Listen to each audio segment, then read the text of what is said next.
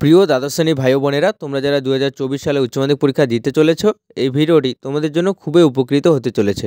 তোমরা জানো আর কয়েকদিন পরেই তোমাদের ফাইনাল পরীক্ষা, তো সেই কথা মাথায় রেখে কিন্তু তোমাদেরকে পড়াশোনাটা চালিয়ে যেতে হবে। এই ভিডিওতে আমি তোমাদের সংস্কৃত বিষয় থেকে খুব গুরুত্বপূর্ণ 50টি শর্ট প্রশ্ন উত্তর সহ আলোচনা করব, তাই তোমরা পুরো ভিডিওটি মনোযোগ সহকারে দেখতে থাকো। তো দেখো, আজকের প্রথম প্রশ্নটি কী বলেছে, চম্বুকাব্য বলতে কী বোঝো? চম্বুকাব্য বলতে কী বোঝো?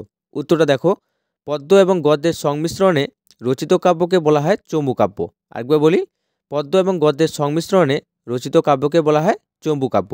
দুই দেখের, আলিবাবা ও চলিচোর গল্পটি সংস্কৃতে কে অনুবাদ করেন?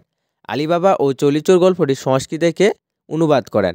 উত্তরটা দেখো, আলিবাবা ও চলিচোর গল্পটি সংস্কৃতে অনুবাদ করেছেন শ্রী গোবিন্দকৃষ্ণ মোদক। তিনে দেখেন, ভারতীয় নাটকের জনককে? কি বলেছে, ভারতীয় নাটকের জনককে, তার রচিত গ্রন্থের নাম কি? তো উত্তরটা দেখো, ভারতীয় নাটকের জনক হলেন মহর্ষি ভরতমুনি। কি বললাম, মহর্ষি ভরতমুনি। আর তার রচিত একটি গ্রন্থের নাম হলো নাট্যশাস্ত্রম। তার রচিত গ্রন্থ হলো কি, নাট্যশাস্ত্রম। তারপর চলে আসো চারের দেখে, কি বলেছে দেখো, শ্রী শঙ্করাচার্য কোন ধর্মের প্রচারক? শ্রী শঙ্করাচার্য কোন ধর্মের প্রচারক? তো উত্তরটা দেখো, শ্রী শঙ্করাচার্য বৈদিক ব্রাহ্মণ বা হিন্দু সনাতন ধর্মের প্রচারক ছিলেন। তারপর চলে আসো পাঁচে দেখে, কি বলেছে দেখো, গীতা শব্দের অর্থ কী? গীতা শব্দের অর্থ কী? শ্রীমদ্ ভাগবত শব্দের অর্থ হলো শ্রী ভগবানের গীত বা উক্তি। একবার বলি দেখো, শ্রীমদ্ ভাগবত শব্দের অর্থ হলো শ্রী ভগবানের গীত বা উক্তি। তারপর দেখো ছয় দাগের প্রশ্নটা কি বলেছে, অশ্বারোহীদের দেখে অলিপবার কি মনে হয়েছিল? অশ্বারোহীদের দেখে অলিপবার কি মনে হয়েছিল? তো উত্তরটা দেখো, কি বলেছে, অশ্বারোহীদের দেখে অলিপবার মনে হয়েছিল এরা নিশ্চয়ই দস্যুদের দল, কারণ বনের এই দিকটায় রাজার লোক কদাচিৎ আসা যাওয়া করত। তারপর দেখো সাথে দেখে প্রশ্নটা কি বলেছে, ভগীরথ কার পুত্র ছিলেন? ভগীরথ কার পুত্র ছিলেন? তো উত্তরটা দেখো, ইক্ষ্বাকু বংশীয় রাজা দিলীপের পুত্র ছিলেন ভগীরথ।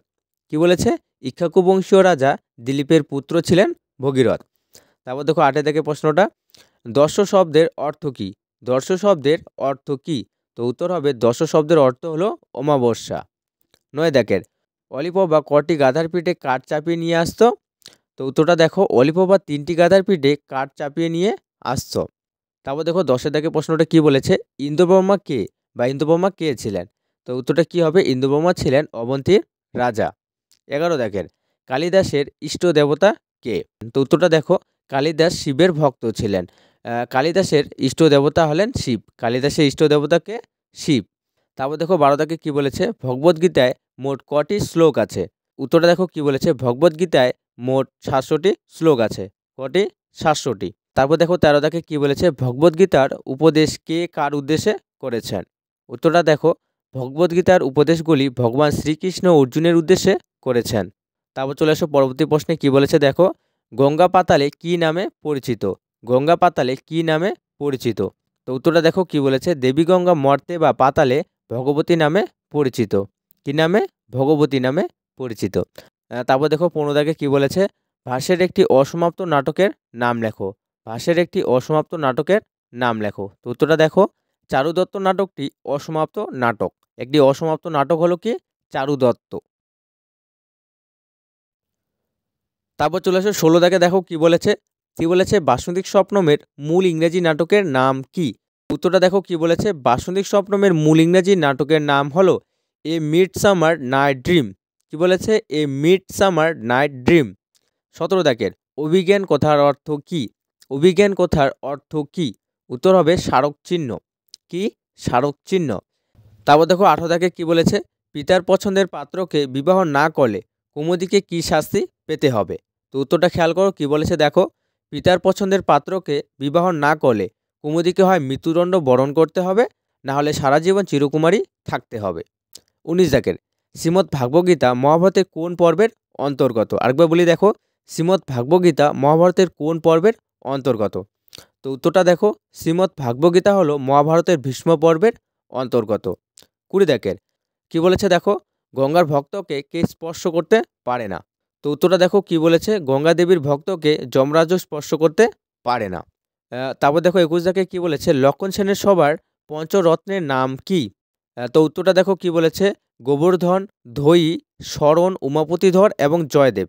22 দাগের, রাজার বাগদত্তার নাম কি? কি বলেছে? রাজার বাগদত্তার নাম কি? তো উত্তর হবে রাজার বাগদত্তার নাম হলো কনকলেখা। রাজার বাগদত্তার নাম কি? কনকলেখা। তারপর দেখো 23 নম্বর প্রশ্নটা কি বলেছে? অলিপ্রভা নিজেকে রক্ষা করতে কি করলো? অলিপ্রভা নিজেকে রক্ষা করতে কি করলো? উত্তরটা দেখো, অলিপ্রভা চোরদের হাত থেকে বাঁচতে ঘন পাতায় ঘেরা একটি গাছটায় উঠে লুকিয়ে পড়েছিল। 24 দাগের আর্যাবর্তের মানুষ কাকে উপহাস করে? আর্যাবর্তের মানুষ কাকে উপহাস করে? উত্তরটা দেখো কি বলেছে? আর্যাবর্তের মানুষ স্বর্গবাসীকে উপহাস করে। কি বললাম? আর্যাবর্তের মানুষ স্বর্গবাসীকে উপহাস করে। তারপর দেখো 25 নম্বর প্রশ্নটা কি বলেছে? গঙ্গার অবস্থান বা বসবাস কোথায়? তো উত্তরটা দেখো কি বলেছে? শিবের মস্তকে বা জটায় গঙ্গার অবস্থান করে বা বসবাস করেন। 26 দাগের বিপিনং বজতি, বিপিন শব্দের অর্থ কী? তো উত্তরটা দেখো, বিপিন শব্দের অর্থ হলো অরণ্য। বিপিন শব্দের অর্থ কী? অরণ্য। 27 দাগের বৈকুণ্ঠ কোথায় অবস্থিত? উত্তর হবে ভগবান বিষ্ণুর আবাসস্থল হলো বৈকুণ্ঠ। তারপর দেখো 28 দাগে কী বলেছে? জঠর শব্দের অর্থ কী? জঠর শব্দের অর্থ কী? তো উত্তর হবে জঠর শব্দের অর্থ হলো উদর। জঠর শব্দের অর্থ কী? উদর। তারপর দেখো 29 দাগে কী বলেছে? দেখো, হর্মে ভগবতী কাকে কি হরণ করার কথা বলা হয়েছে? তো উত্তরটা দেখো কি বলেছে? গঙ্গাকে শোক, তাপ, পাপ, রোগ হরণ করার কথা বলা হয়েছে। 30 দাগের গঙ্গার দুটি প্রতিশব্দ লেখো। গঙ্গার দুটি প্রতিশব্দ লেখো। উত্তরগুলো দেখো, গঙ্গার দুটি প্রতিশব্দ হলো জাহ্নবী এবং ভাগীরথী। জাহ্নবী এবং ভাগীরথী। তারপর দেখো 31 দাগে কি বলেছে? কন্যার প্রতি ইন্দু শর্মার কি নির্দেশ ছিল? কন্যার প্রতি ইন্দু শর্মার কি নির্দেশ ছিল? তো উত্তরটা দেখো কি বলেছে? কন্যার প্রতি ইন্দু শর্মার এই নির্দেশ ছিল যে তার পছন্দের পাত্র মকরন্দকে তাকে বিবাহ করতে হবে। আরেকবার বলি, কন্যার প্রতি ইন্দু শর্মার এই নির্দেশ ছিল যে তার পছন্দের পাত্র মকরন্দকেই তাকে বিবাহ করতে হবে।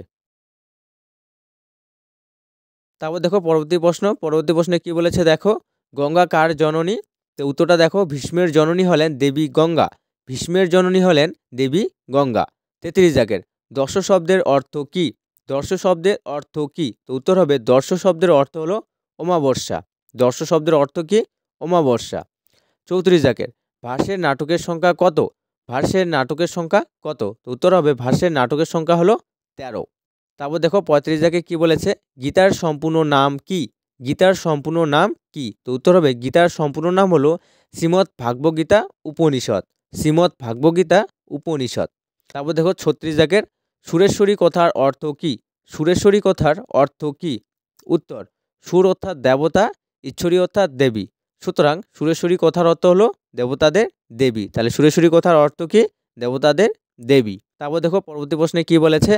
গঙ্গা স্বর্গে কী নামে পরিচিত? তো উত্তরটা দেখো কি বলেছে?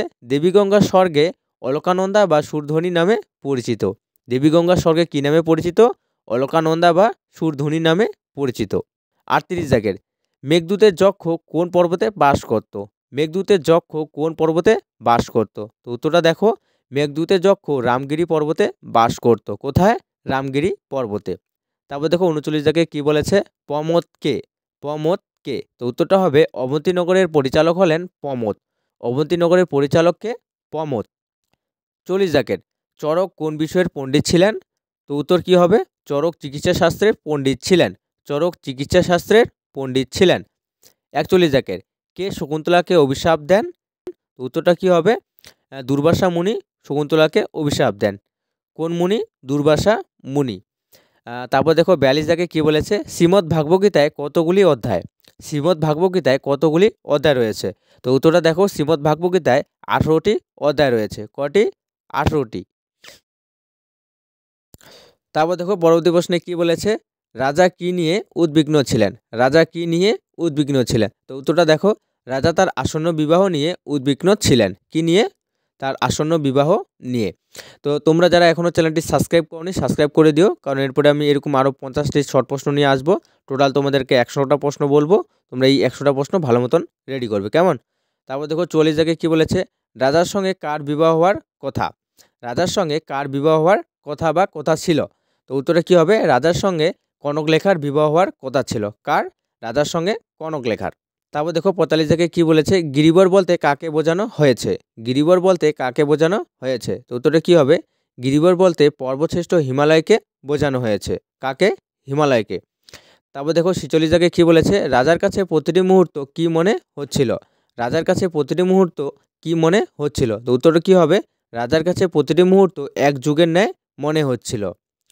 47 দাগে দেখো কী বলেছে, আর্যাবতের নদীতটের রং কেমন ছিল। আর্যাবতের নদীতটের রং কেমন ছিল, উত্তরটা কী হবে, আর্যাবতের নদীতটের রং ছিল শিবের জটার মতো পীত বর্ণ।